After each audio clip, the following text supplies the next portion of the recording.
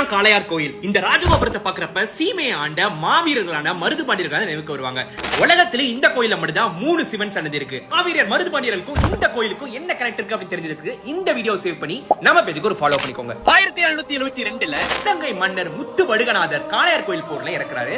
அவரு நினைவா மருது பாண்டியர்கள் 152 அடியில இந்த ராஜகோபுரத்தை கட்டுறாங்க. பிரிட்டிஷ் ஆட்சி காலத்துல மாவீரர் மருது பாண்டியர் எவ்வளவோ ட்ரை பண்ணியுமே சிறைபிடிக்க முடியல. கடைசியா இந்த காளையார் கோயிலுக்கு வரான். காளையார் கோயில் ராஜகோபுரத்தை வெடி வச்சு தகர்க்க போறதா ஒரு அறிவிப்பு விடுறான். மாவீரர்கள் அவங்க உயிரையும் பொருட்படுத்தாம ராஜகோபுரத்தை காக்குறதுக்காக தங்க தலைய பணைய வச்சு சரணடைறாங்க. இன்னும் இந்த காளையார் கோயில் ராஜகோபுரத்தை பார்த்தா சின்ன மருது பெரிய மருது நம்ம கண்ணு முன்னாடி வந்துட்டு போறாங்க. மட்டும் இல்லாம இந்த கோயில் கோபுரத்துல இருந்து பார்த்தா 65 கிலோமீட்டர் தாண்டி இருக்கக்கூடிய மீனாட்சி அம்மன் கோயில் கோபுரம் தெரியும் அப்படின்னு சொல்றாங்க. இவ்வளவு அதிசயங்கள் நிறைஞ்ச நம்ம தமிழர்களோட வீரமும் பண்பாடு நிறைஞ்ச இந்த காளையார் கோயிலை டெஃபினட்டா விசிட் பண்ணிருங்க. அப்ப